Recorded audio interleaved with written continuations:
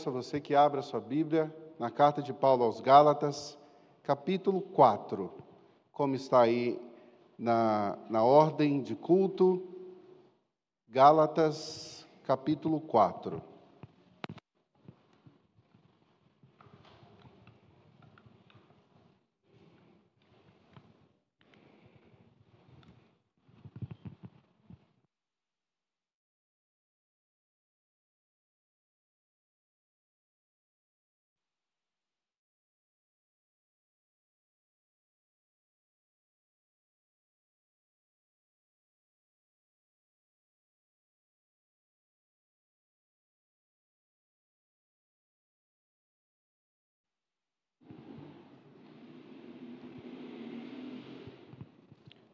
Gálatas, capítulo 4, leremos do verso 8 até o verso de número 20.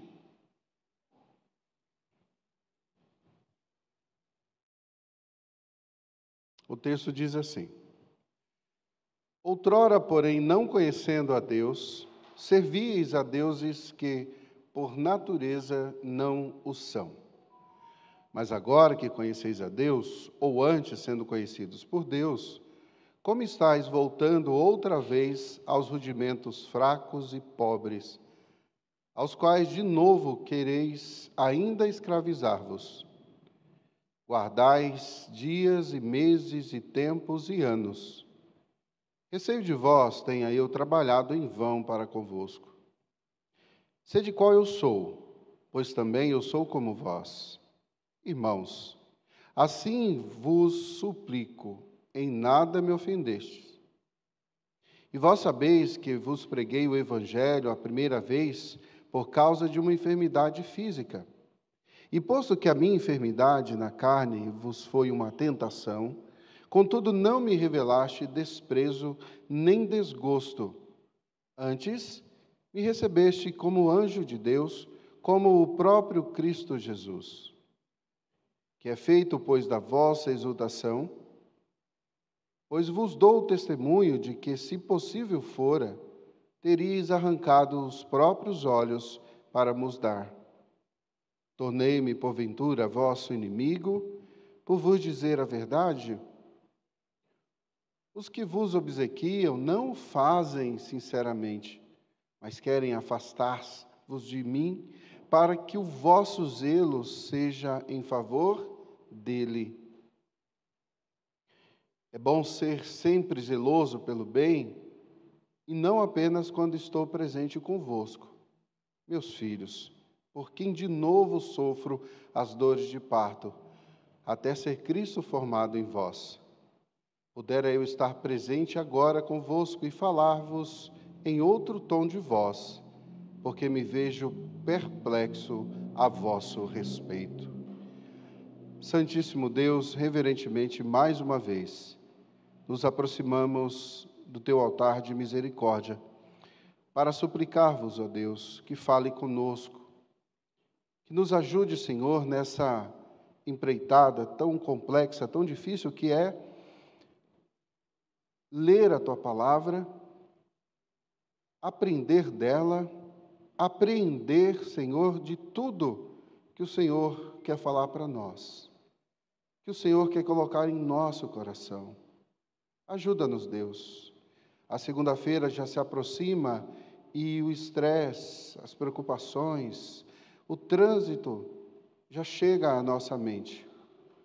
As dores, ó Deus, naturais da semana já começam a bater a porta. E por isso nós suplicamos, Senhor, nos ajude a focarmos na Tua palavra neste momento e a nos concentrarmos, ó Deus, para aprender dela e tão somente dela. Usa o Teu servo, Senhor, para que a Tua igreja seja alimentada. Que eu não seja, Senhor, empecilho para o aprendizado, o crescimento da Tua igreja. Em nome de Jesus que nós oramos. Amém. Queridos, eu gostaria de incentivá-los a ler a carta de Paulo aos Gálatas de forma devocional. Depois de um período, como ela é curta, depois de um período de forma devocional, você passasse a estudar a carta de Paulo aos Gálatas.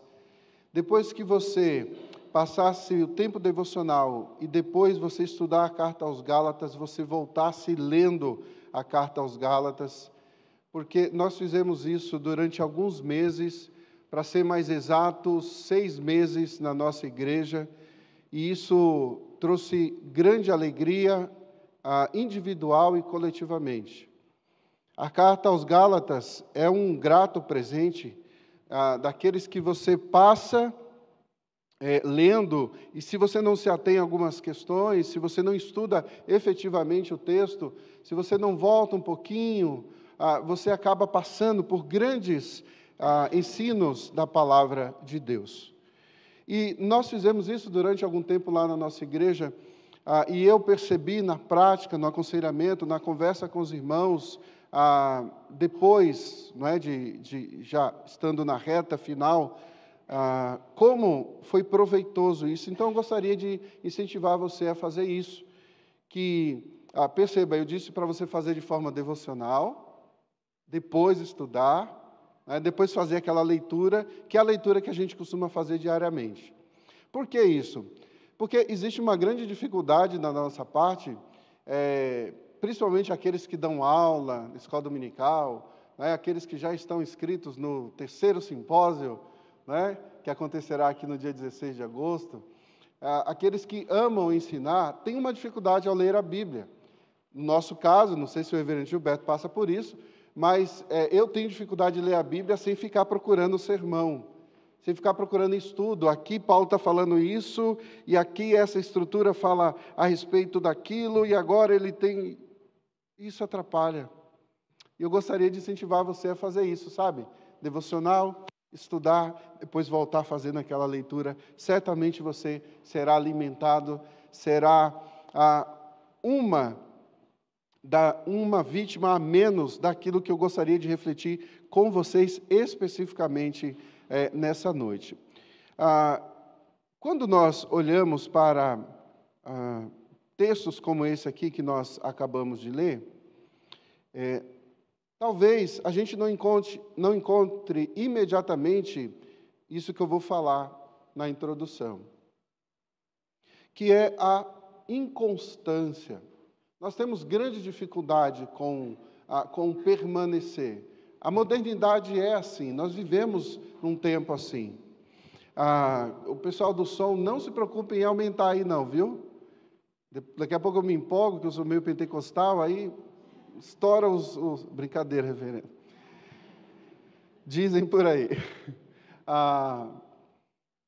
Então, essa inconstância, que é marca da nossa sociedade, né, faz com que a gente perca essa paixão, muitas vezes, pela Escritura, por permanecer em um projeto a longo prazo.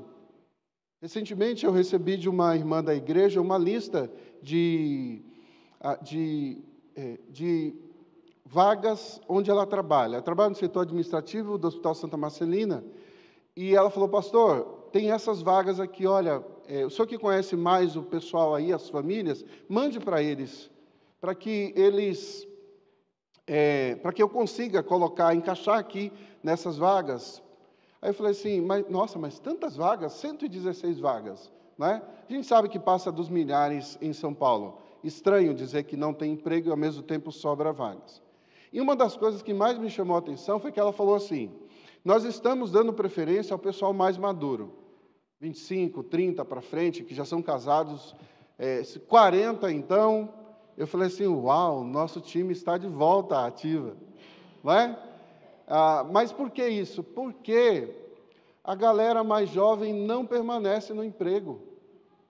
Eles não conseguem, por exemplo, se ver entrando na empresa e permanecendo anos, como eu sei que tem alguns irmãos aqui, amigos meus, que trabalharam anos a fio na mesma empresa.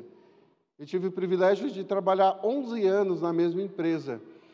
E isso já é cada vez mais difícil você encontrar. E um outro caso ainda mais curioso que ela me disse, foi que um desses rapazes que começaram a trabalhar por volta ali dos 19, 20 anos, tinha um plano E esse plano era comprar um tênis. E ele trabalhou 2 meses. E juntou o dinheiro para comprar o tênis. E pediu a conta em seguida. Como que essa sociedade sobrevive, vai permanecer de forma, vamos dizer assim, mais sólida, talvez projetando o futuro para os nossos filhos, nossos netos, se ela não consegue hoje, aqueles que são, como a gente dizia no passado, né, a UCP é o futuro da igreja, né, as crianças é o futuro da sociedade, como que a gente faz essa conta agora? Está meio desequilibrada. Inconstância. Fazer faculdade, então, esquece. Vamos fazer um curso técnico. Afinal de contas, os especialistas de YouTube, que já são formados, já fizeram dinheiro e hoje dão conselhos para não fazer faculdade, dizem que fazer faculdade é jogar dinheiro fora. Se você puder fazer um curso técnico que é mais rápido, te coloca no mercado de trabalho, você passa a ganhar dinheiro, ou melhor ainda, comece a gravar vídeos e você vai ganhar muito dinheiro, não precisa de faculdade, né? Afinal de contas, um dos homens mais inteligentes e mais ricos do mundo, né, que criou um aparelhinho que é desejo mundial, não terminou a faculdade. Só que eles se esquecem que não é todo dia que nasce alguém que cria algo de fato, não é? Diferente como um iPhone. Não é todo mundo que nasce com o talento de ser jogador de futebol. Não é todo mundo que tem condições de fato, apresentar conteúdo decente que vai permanecer por anos na internet. O melhor caminho ainda é o caminho da constância, da boa formação, da permanência. E por que eu falo isso? Eu não estou aqui dando conselhos como viver lá fora, mas eu estou compartilhando a palavra de Deus com irmãos em Cristo que eu peço, mantenham-se constantes, pois a inconstância te levará para um caminho de abraçar os rudimentos do mundo, de viver numa sociedade em que cada vez mais se afasta de princípios basilares da Escritura. Percebam, queridos, a nossa modernidade, como diz um filósofo atual e muito lido recentemente, é líquida. Ela não tem mais verdades absolutas, ela não precisa mais de raízes. E ainda que ela seja, e eu acredito que ele fez uma leitura correta, apesar de não ser cristão, ela ainda caminha para um destino terrível, que é a distância do Senhor. Então perceba, permanecer numa vida de constância, uma leitura devocional da Escritura, uma leitura detalhada um pouco mais da Escritura, uma leitura mais, para me comunicar com o Jean aqui, en passant. A gente fala, eu acho que isso é francês, né? Buscando uma constância. E a última parte que eu gostaria de compartilhar com os irmãos, antes de vermos o texto, fique tranquilo, são blocos que nós iremos ver aqui, é justamente a experiência que nós temos tido no aconselhamento. A imensa maioria dos casos que nós temos enfrentado no gabinete pastoral é de pessoas que não conseguem ler a Bíblia. Mas não conseguem ler a Bíblia assim. Abre a página, escolhe o texto e lê. Simplesmente. E não foi um caso ou outro, foram vários casos. Tanto que nós começamos a trabalhar alguns aspectos muito específicos em nossa igreja em relação a isso, que eu chamei de vida simples com Deus. Quando chega alguém desesperado, quando chega alguém acelerado, com vários problemas, independente de quais áreas que seja, eu pergunto como é que anda a sua vida simples com Deus.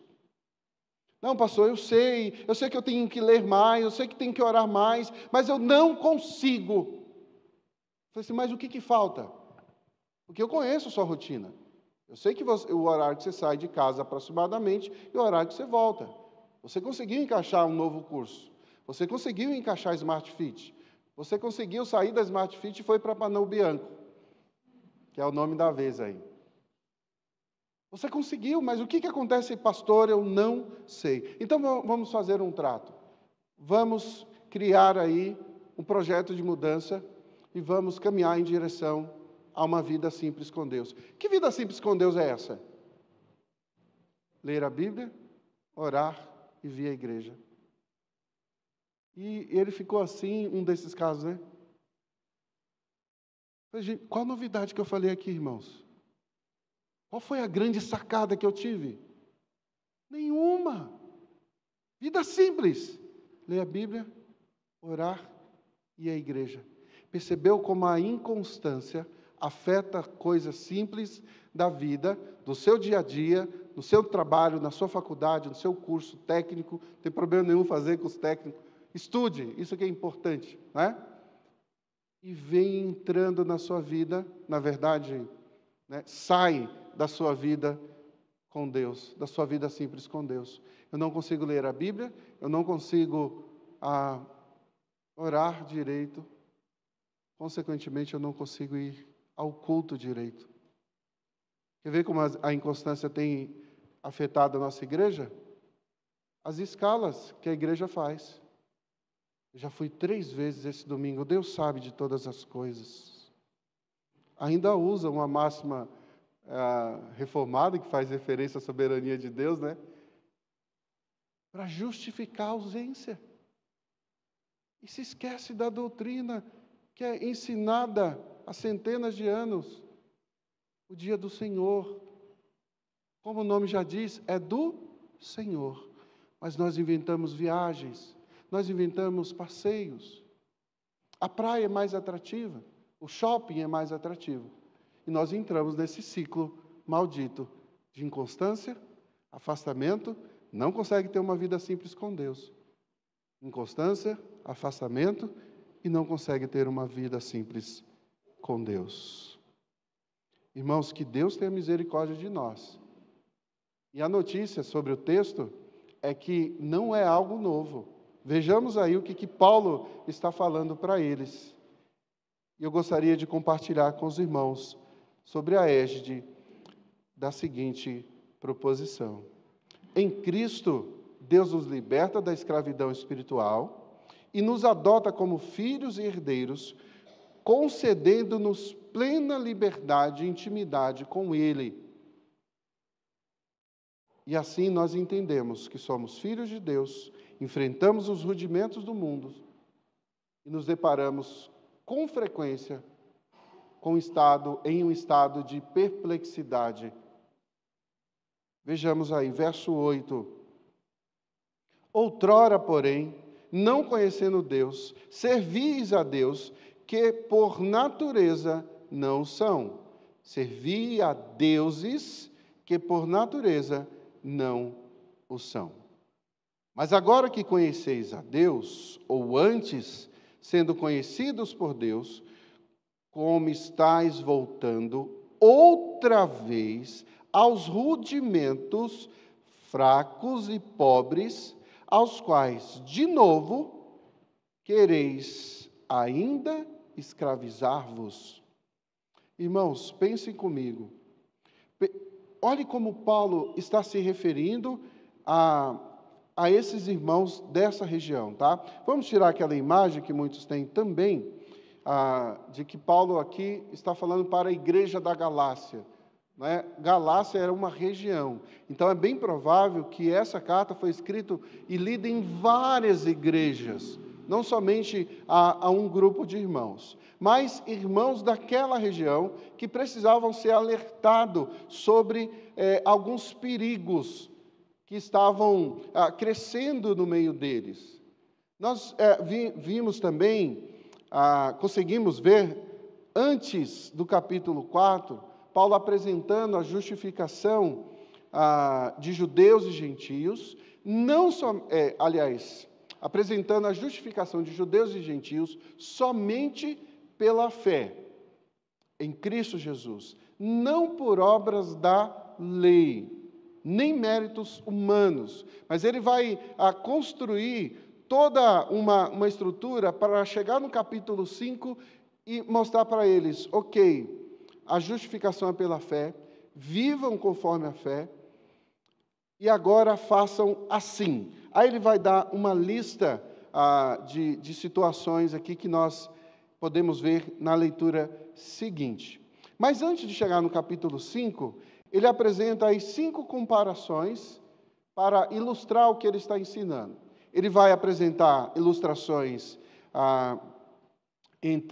sobre a graça e as obras, os efeitos do evangelho, os efeitos do legalismo, a fim de mostrar que tudo isso é imensamente inferior ao evangelho.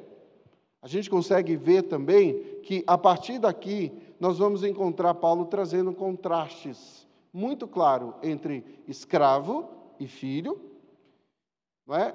E vamos, sobretudo aqui do verso 1 até o verso de número 7, não é? E vamos ver, a partir desse verso 8, esses outros contrastes que ele apresenta. Pagãos e cristãos, anjo de Deus e inimigo, e falsos mestres. Né? Irmãos, eu dividi o texto, primeiro do verso 1 ao verso 8, que eu trabalhei anteriormente com a igreja, e do verso 8 até o verso 20, que é o que nós iremos ver. Então, você vai vai perceber que eu estou fazendo referência o tempo inteiro à primeira parte do capítulo 8, que trata desse primeiro contraste aqui, que nós apresentamos, falando da filiação, falando de ser escravo e filho, não é? Então, nós vamos caminhar nessa direção para que você entenda como que nós podemos facilmente entrar nesse ciclo vicioso que eu citei na introdução, e muitas vezes sem perceber, achando que está tudo bem, faltar de vez em quando à igreja, tudo bem faltar de vez em quando à escola dominical. Ou pior, se vem na escola dominical, não vem no culto. Se faltei na escola dominical, então eu preciso ir no culto. Não é? O que dirá daquelas igrejas que adotaram a prática de ter culto de manhã e culto à noite? Então você tem 2 cultos vazios, em alguns casos. Não é? Não estou dizendo que é certo ou errado, tá, irmãos? Não é isso. Mas eu estou trazendo apenas dados aqui que nós temos visto. Então, a partir do verso 8, nós temos esse primeiro contraste aí que ele apresenta para nós, né? Que é um relato da vida desses irmãos daquela região da Galácia, né? Antes de conhecer o Evangelho, envolvido aqui em muito paganismo, numa cultura religiosa extremamente forte. E agora eles conhecem a Cristo. Por isso que o Paulo fala sobre isso no verso 8. Outrora, porém, não conhecendo a Deus, servi a deuses, que por natureza não o são. Então, para eles era comum a idolatria, o paganismo. Então, Paulo, nessa parte aqui, que está intimamente ligado do verso 1 ao verso 7, vai apresentar isso, esse contraste. E, além do mais, fica evidente que Paulo pretende despertar os irmãos para essa ideia de antes e depois. Olha, vocês viviam assim, no paganismo. Hoje, vocês conhecem a Cristo. Vocês passaram a ter um relacionamento com Cristo. Então, entenda, vocês precisam viver como tal. Servis a Deus, a deuses que, por natureza, não o são. Então, essa vida de idolatria de antes de Cristo era uma vida falsa, uma religião falsa, deuses falsos, que levavam ao ostracismo, que levavam à falta de perspectiva, que levavam ao vazio. Então, Paulo chama a atenção deles para isso. Vocês viviam assim antes. Como poderiam agora, depois de conhecer o verdadeiro Deus, voltar aos rudimentos fracos e pobres do mundo, que ele vai apresentar para a gente? Mas agora que conheceis a Deus, ou antes sendo conhecido por Deus, como estáis voltando outra vez aos rudimentos fracos e pobres, aos quais, de novo, quereis ainda escravizar-vos? Como isso é possível? Como vocês querem voltar para a vida de escravidão? E perceba que essa prática não é comum. Nós podemos ver isso claramente com Moisés e o povo do Egito, lembra? O povo mal havia saído da escravidão, estava desejando voltar para a escravidão. E nos nossos dias isso não mudou muito. Quantas pessoas passam pela igreja? Hoje nós somos em 75 membros comungantes da nossa igreja, membros efetivos. Mas eu estava fazendo uma conta esses dias, já estávamos perto de 200 pessoas que já passaram naquela igreja. E hoje não estão. Alguns estão em outras igrejas, como é comum, né? Irmãos mudarem por vários motivos. Mas muitos desses nem na igreja estão. E o Instagram, né, as redes sociais mostram muitas vezes onde eles estão. Pasmem, irmãos, um número cada vez maior de crentes indo para a macumba, a umbanda, o espiritismo, voltando ao catolicismo. Um número cada vez maior. E nós entendemos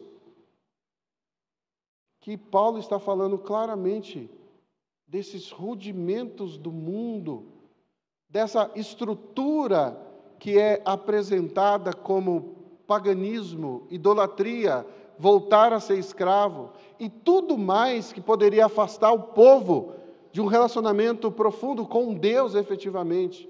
Eles estavam indo nessa direção e abraçando essas práticas.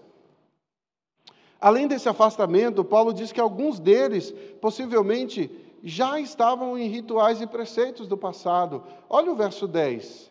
Guardais dias e meses e tempos e anos. Percebeu? Paulo não está dizendo assim, pode ser que vocês guardem, pode ser que vocês voltem. Não, ele está falando aqui, olha, vocês guardam dias, meses e anos, tempos e anos.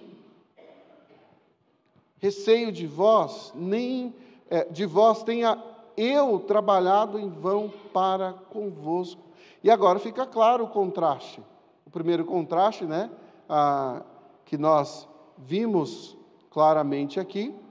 E agora o segundo contraste que é apresentado para nós aqui. Deuses que não são deuses. Fracos e pobres. Fracos porque não poderiam salvar. Pobres, porque não poderiam ser comparados à riqueza da salvação em Cristo Jesus. E ele acrescenta ainda mais, a ideia fica mais clara numa leitura mais abrangente da carta, ele acrescenta o legalismo, ele acrescenta o retorno para a prática da lei, ele acrescenta aqui esse paganismo, né, que é algo assim muito comum ao povo que vivia no paganismo e depois começou a ter os seus olhos abertos e agora está vendo um horizonte de mudanças à frente e, de repente, por algum motivo, voltam. Isso é comum também no Brasil.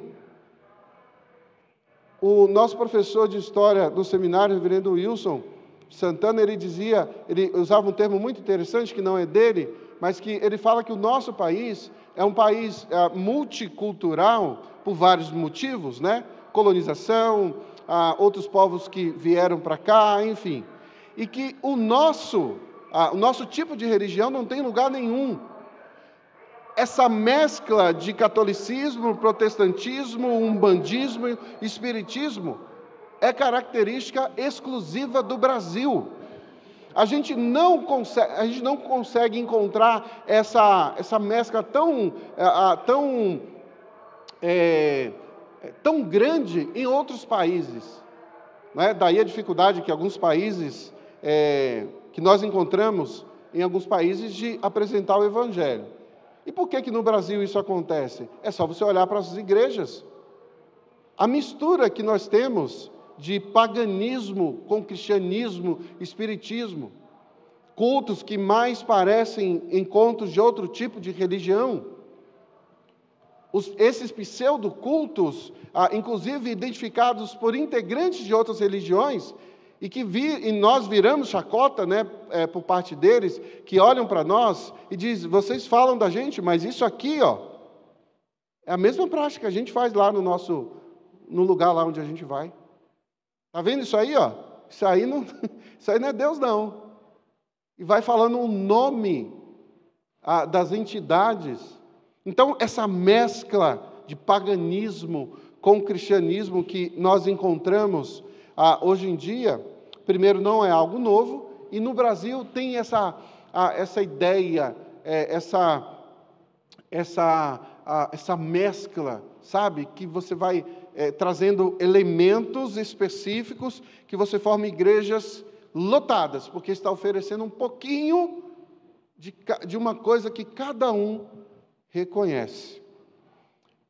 Além disso, o legalismo, né, o legalismo judaico e o paganismo que ele vem apresentando aí, vai construir uma indignação no coração do apóstolo Paulo, que ele passa a chamar a atenção dos irmãos. Olha aí, além, né, começa a chamar a atenção, além do que ele já vinha fazendo. Receio de vós tenha eu trabalhado em vão para convosco. Essa indignação, receio de vós ter trabalhado em vão, né, por vocês, deixa claro que essa aproximação, essa comparação que Paulo faz entre o momento que eles conheceram Paulo e creram no Evangelho e o momento que eles se tornaram como que meio que inimigos. Eles encontram Paulo e Paulo fica perplexo dessa palavra que ele vai usar pela segunda vez na carta toda, né? E ele vai fazer isso aqui, olha, vocês me conheceram, eu preguei o Evangelho para vocês, vocês se converteram, mas o que está acontecendo? Eu não consigo entender. Por que agora vocês estão mudando, voltando, aliás, para práticas tão claras que nada tem a ver com o Evangelho? Olha o verso 12. Sede qual eu sou, pois também eu sou como vós, irmãos, assim vos suplico, em nada me ofendestes. E vós sabeis que vos preguei o Evangelho a primeira vez por causa de uma enfermidade física. Perceba que Paulo muda o tom aqui, o tom afetuoso nessa sessão. Revela essa perplexidade, essa angústia do apóstolo Paulo, essa preocupação com os irmãos. Olha o tom aí no verso 12. Sede qual eu sou, pois também eu sou como vós, irmãos. Paulo se aproxima deles, simbolicamente, né, por meio da carta, para dizer para eles, irmãos, abram os olhos. Paulo deseja que eles sejam livres em Cristo como Ele é. Sejam como eu. Não volte. Não permitam que essa inconstância, que esse afastamento, que esse ostracismo, que esse marasmo tome conta do seu coração de vocês, do coração de vocês. E principalmente, no caso dos Gálatas aqui, não dê ouvidos a esses falsos mestres. Não sei se vocês lembram, né? Tinha um grupo que estava ensinando para o povo naquela região, com alguns motivos, nós vamos ver lá no finalzinho, né? Motivos escusos que diziam o seguinte, ok, vocês já creram em Cristo, mas vocês precisam também circuncidar, ok? Sabe por quê? Meio que a gente equilibra as coisas, vai ficar tranquilo. Nós não vamos ser perseguidos, porque somos circuncidados, vamos agradar os judeus, e também nós cremos em Jesus. Crer em Jesus é bom, mas você precisa ser circuncidado. E Paulo vem batendo desde o começo da carta, né? E dizendo, salvação é somente através de Cristo. Não tem Cristo e mas. É só Cristo. Não tem Cristo e obras da lei. Não tem Cristo e circuncisão. Não tem Cristo e sacrifício. Não tem Cristo em ir ao monte. Não tem Cristo e orar mais que os outros. Não tem Cristo e ter marcas no joelho. Não tem Cristo e cantar melhor. Não tem Cristo e saber mais teologia. Não tem Cristo, é só Cristo. Consegue entender a diferença? Da importância que Paulo está trazendo aqui para eles, dizendo assim: preste atenção, sejam como eu. Sabeis que vos preguei o Evangelho a primeira vez por causa de uma enfermidade. A bem da verdade, nós não sabemos, existem várias teorias, né? Mas não sabemos a que enfermidade física ele se refere aqui, né? E nós entendemos que Paulo passava por algo, uma dificuldade, né? Uma enfermidade, e os irmãos cuidaram dele, e os irmãos o abraçaram. Mas o mais importante para saber aqui, queridos, é que Deus usou uma enfermidade de Paulo para que o Evangelho chegasse aos Gálatas. E chegou, e eles foram transformados e abraçaram a Paulo de uma forma maravilhosa. Não é? Então, percebemos aqui outra questão, é que essa enfermidade fez com que esses irmãos demonstrassem amor e cuidado para com Paulo. Olha aí os versos seguintes.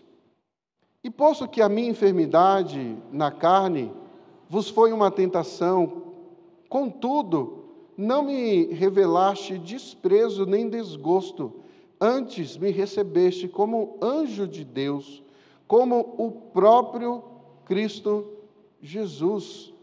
Olha que coisa incrível. E perceba, aqui vale já uma aplicação. Existem pessoas que são excelentes no serviço ao próximo, no cuidado ao outro. Nós temos pessoas que amam o trabalho na igreja, em qualquer frente.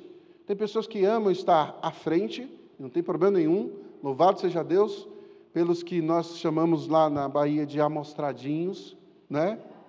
Louvado seja Deus, que tem gente assim, que vem à frente e enfrenta as pessoas, a vergonha, a timidez muitas vezes. Tem aqueles que se escondem um pouco através de instrumento, através de cantar, mas está morrendo de vergonha ali. Tem aqueles que trabalham por trás das cortinas, servindo, né? Fazendo o café lá que ninguém está vendo, limpando, enfim. Essas pessoas podem não ter uma relação profunda com Deus.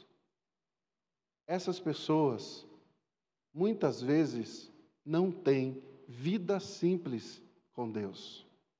Mas ela se esconde através do ativismo, o que é um parente muito próximo, né, da inconstância. Eu não vou tanto, mas quando eu vou, eu faço a diferença. E eu quero que todo mundo veja. Não é? A gente brincando hoje pela manhã na igreja lá, falando um pouco a respeito disso, né? Tem gente que só gosta de servir quando a igreja está aberta e funcionando. Não gosta de vir aqui trabalhar quando não tem ninguém.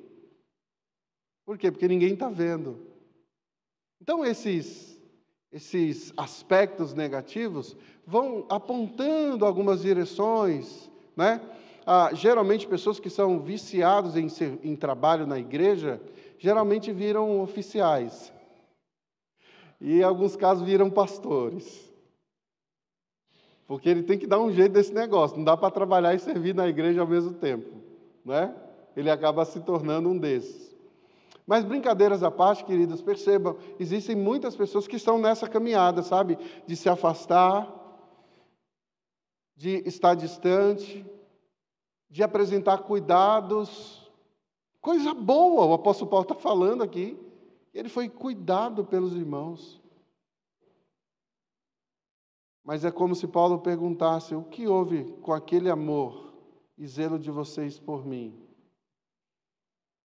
Sou o vosso inimigo? Olha os versos seguintes, verso 16 e 17. Tornei-me porventura vosso inimigo? Posso vos dizer a verdade? E aqui, queridos, o verso 17 apresenta algo complexo.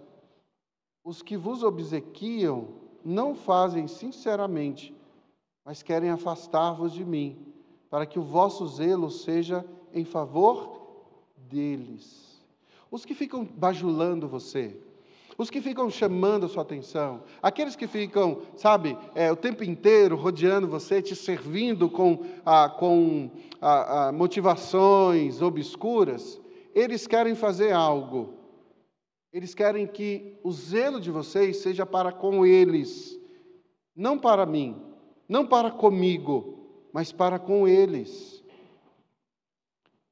E Paulo apresenta aí, a partir do verso 17, o próximo contraste entre falsos mestres e ele mesmo, do 17 ao 20. Mas veja aí como Paulo apresenta os culpados por tal situação. É interessante que Paulo vai falando aqui da igreja, tá, gente? Ele está falando com a igreja aqui. É óbvio que na igreja existem aqueles que não são. Mas perceba, ele vai falando aos irmãos da igreja e vai conduzindo os irmãos à reflexão e vai até que ele chega num ponto e diz assim: olha, mas eu vou mostrar para vocês os culpados, além de vocês, os motivos, além da sua inconstância, o que está fazendo vocês caminharem dessa forma. Perceba aí, verso 18. É bom ser sempre zeloso pelo bem, não apenas quando estou presente convosco. Os falsos mestres aqui, queridos, claro, né? Mas também os irmãos que são, como eu já repeti várias vezes, inconstantes, eles fazem esse jogo de inveja, mentira e atenção, sabe, que eles querem estabelecer para ganhar notoriedade entre os irmãos, como por exemplo, né, às vezes acontece na nossa igreja, né, em período de eleição você vê um número de homens via igreja que você não vê geralmente. Por quê? Porque querem ser eleitos, querem aparecer. Desses o Senhor mesmo cuida. É óbvio que nós temos a primeira peneira, que é o conselho, que muitas vezes se encontra ali, né, numa situação desagradável, porque o cara é gente boa, é amigo de todo mundo, é filho do presbítero, e o presbítero está aqui desde que a Hermelino foi fundado e tal, e a gente precisa deixar ele concorrer e tal, mas não cumpre os pré-requisitos da Escritura. E o que a igreja vai achar? A igreja fica chateadinha, porque não votou, porque ele não apareceu no rol dos elegíveis e tal. Tem todas essas questões. E a gente vai, muitas vezes, permitindo essas situações de pessoas que não estão ali, de fato, para a transformação, a mudança e a constância, para que uma igreja esteja cada vez mais sólida, mais firme nos princípios da Escritura, crendo cada vez mais em Cristo somente, não com obras da lei, não com princípios apresentados por falsos mestres, que e muitas vezes, irmãos, são lobos em pele de cordeiros, que minam a força da igreja, a energia da igreja, acima de tudo, minam o dinheiro da igreja, a atenção da igreja, o poder que ele requer, que ele precisa sentir. Paulo vai bater firmemente nesse grupo. Verso 19. Meus filhos, por quem de novo sofro as dores de parto, até ser Cristo formado em vós. Perceba o tom novamente que o verso 20 traz para a gente de preocupação de Paulo com a situação deles. E por isso, o uso desse tom mais pastoral e ao mesmo tempo mais severo. Mas Paulo deseja estar com eles pessoalmente para falar de forma mais amorosa. O cuidado do apóstolo Paulo para que eles entendessem, na primeira sessão, do verso 1 ao verso 8, filhos de Deus, desse meio aqui que nós encontramos os rudimentos do mundo, que constrói uma visão perplexa do que está acontecendo, que o apóstolo Paulo apresenta aí para nós. Consegue perceber e ver isso aqui? Olha o interesse dele pelos Gálatas, como é genuíno. Irmãos, eu queria estar com vocês.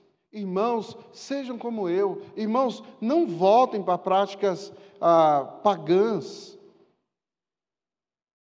Olha aí o verso 20. Pudera eu estar presente agora convosco e falar-vos em outro tom de voz, porque me vejo perplexo ao vosso respeito. Irmãos, a perplexidade apresentada aqui por Paulo, e a palavra traz um peso, por isso que no português surge para nós essa ideia de perplexidade. É como se Paulo tivesse assim, ó: eu não acredito que vocês estão fazendo isso. Eu não posso crer. Como que vocês podem fazer isso? Certa vez, um irmão da igreja falou assim: pastor, eu acredito que pelo fato da gente estar estudando a Bíblia constantemente, ele está se referindo à liderança, a gente fica meio que sensível ao pecado. Né? Então, tudo para a gente é pecado, a gente tem que combater, a gente tem que enfrentar. E eu falei: irmão, louvado seja Deus por isso. Não tem relação com proximidade do santo para evitar o pecado, mas tem a ver com a santidade que há dentro de nós e que emana da Escritura, que deriva da cruz de Cristo, que faz com que a gente rechace o pecado, evite o paganismo, evite essa mornidão espiritual, evite essa loucura que tem adentrado, já está estabelecido dentro das igrejas, alimentada pela modernidade líquida, alimentada por uma falta de vida simples com Deus, alimentado por uma inconstância que está cada vez mais enraizada em nossa sociedade, à luz do que vemos com as gerações mais novas, que não conseguem permanecer no trabalho, num curso superior. Por quê? Que é difícil? Não, porque dura muito tempo. 4 anos, 5 anos, não. Vou fazer o técnico, é mais rápido. E os pais até concordam e não percebem o perigo. Meu filho não consegue começar e terminar nada, ou só consegue se envolver com coisas rápidas e que vão dar resultado logo. Sabe o resultado disso? Igrejas inconstantes, fracas, envelhecendo. Porque as ondas, os movimentos estão vindo avassaladores para levar os nossos jovens. E nós, muitas vezes, permitimos. Queridos, concluindo, a inconstância é um dos principais problemas na igreja hoje.